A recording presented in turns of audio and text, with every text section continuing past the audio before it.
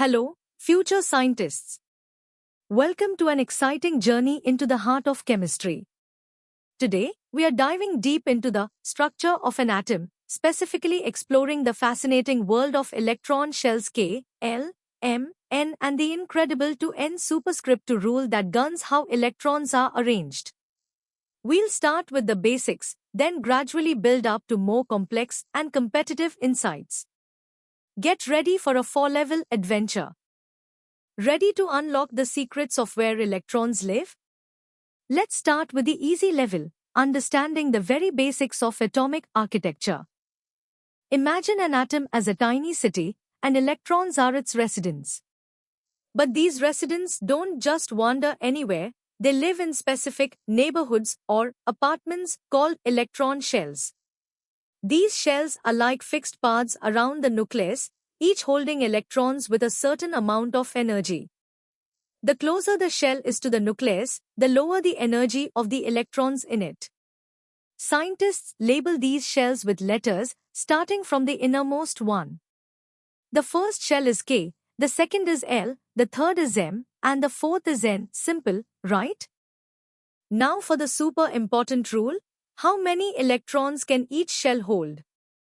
This is where the 2n superscript 2 rule comes in. Here, n is the shell number. For the K shell, n is equal to 1, it's 2 times 1 squared, giving us 2 electrons. For the L shell, n is equal to 2, it's 2 times 2 squared, which is 8 electrons. For M, n is equal to 3, it's 18, and for n is equal to 4, it's 32. Electrons always prefer to fill the shells closest to the nucleus first because they have lower energy. So, K fills up, then L, then M, and so on. This orderly arrangement is key to how atoms behave. Time to test your understanding. Try these 3 practice questions. Pause the video, think them through, and see if you can apply the 2n superscript 2 rule and the filling order you've just learned. Good luck, you've got this. Great job on the easy level. Now, let's peel back another layer and dive into the medium difficulty, exploring more about how electrons define an atom. Niels Bohr's model was revolutionary, showing that electrons exist in discrete, quantized energy levels, or shells. Think of it like steps on a ladder. An electron can be on step 1, 2, or 3, but not in between. The further a shell is from the nucleus, the higher its energy. The 2n superscript 2 rule isn't just a random formula, it's a fundamental principle that dictates the maximum electron capacity of each shell, ensuring atomic stability and influencing how atoms interact with each other. It's the blueprint for electron housing.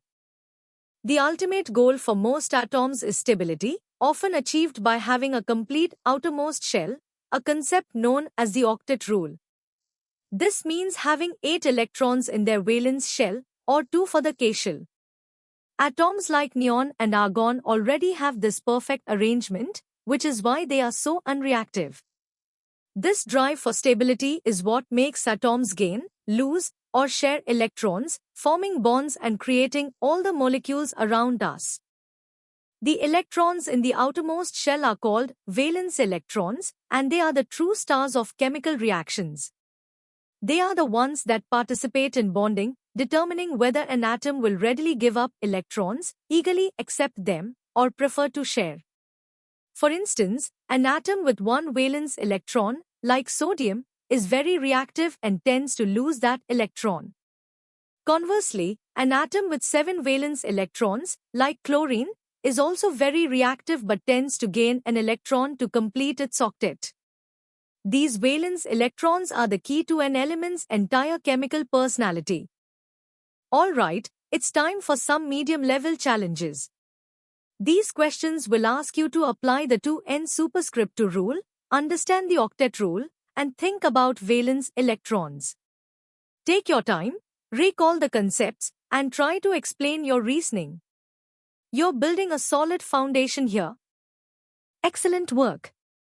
Now, let's step up to the hard level, where we'll explore the nuances of electron arrangement and its connection to the entire periodic table. While Bohr's model was a breakthrough, it couldn't fully explain the behavior of atoms with many electrons.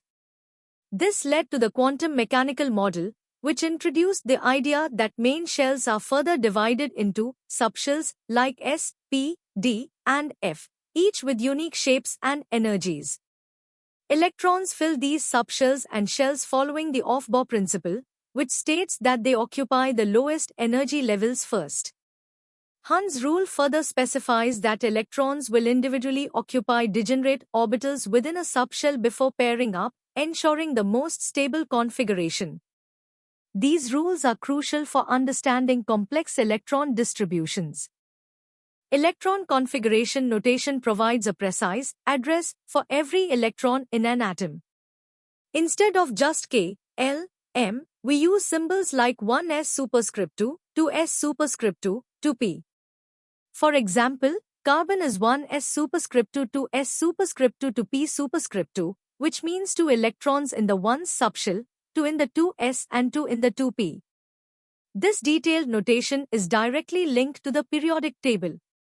The highest principal quantum number tells you the period, and the number of valence electrons often tells you the group. It's like a secret code that unlocks an element's position and properties. Atoms often achieve stability by forming ions. When an atom loses electrons from its outermost shell, it becomes a positively charged cation like sodium becoming Na.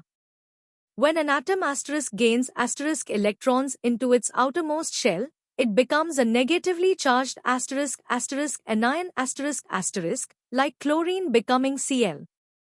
Both processes are driven by the atom's desire to achieve a stable, noble gas-like electron configuration, typically an octet. Understanding this electron transfer is fundamental to comprehending chemical bonding and the formation of compounds. You've tackled some advanced concepts. Now, put your knowledge to the test with these hard-level questions. Think critically about electron configuration, ion formation, and how these relate to the periodic table. Don't be afraid to challenge yourself. Congratulations on reaching the hardest level. Here, we'll delve into the most intricate details of electron shell theory, connecting it to competitive concepts and real-world applications. Our journey from Bohr's simple orbits to the complex quantum mechanical model highlights a profound scientific evolution. The 2n superscript 2 rule, while empirically derived by Bohr and Bury, finds its theoretical foundation in the quantum mechanical solutions to the Schrödinger equation. This model, developed by pioneers like Schrödinger and Heisenberg, describes electrons not as tiny planets, but as wave functions, defining regions of probability called orbitals. This shift from classical orbits to probabilistic clouds was a paradigm change, giving us a far more accurate and nuanced understanding of atomic structure and electron behavior. To truly pinpoint an electron's state, we use 4 quantum numbers, n for the main shell, L for the subshell shape, m_L for its spatial orientation, and m_S for its spin. The Pauli exclusion principle is a cornerstone here. No 2 electrons in an atom can have the exact same set of all 4 quantum numbers. This means each orbital, defined by unique n, L, and m_L, can hold a maximum of 2 electrons, and they must have opposite spins. This principle, along with the Aufbau principle and Hund's rule, precisely dictates how electrons fill an atom, explaining the 2n superscript 2 capacity of each main shell. The precise arrangement of electrons, particularly whether they are paired or unpaired, directly impacts an atom's magnetic properties. Substances with unpaired electrons are paramagnetic meaning they are attracted to a magnetic field, as the electron spins create tiny magnetic moments.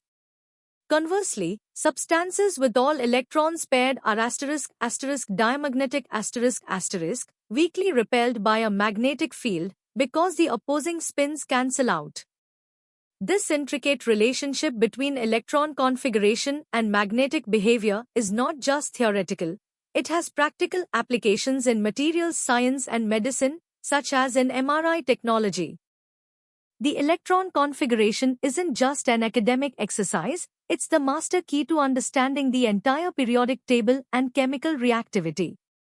It explains why ionization energy generally increases across a period but decreases down a group, or why electronegativity follows similar trends.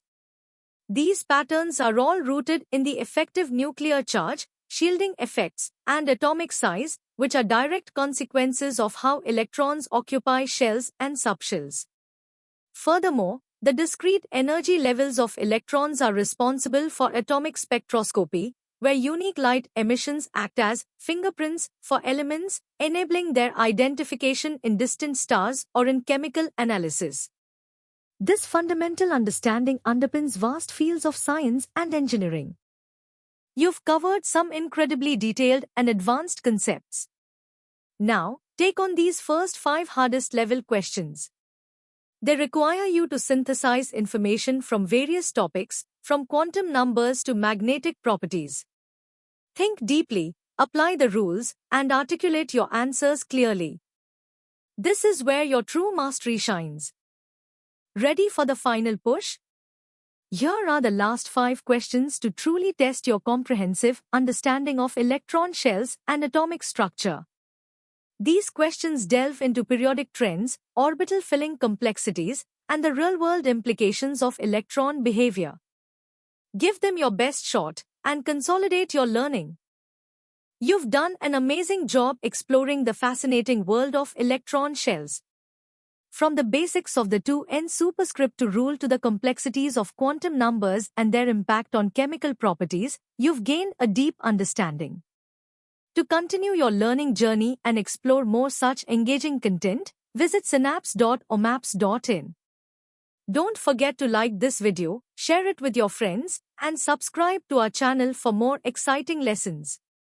Keep learning, keep exploring.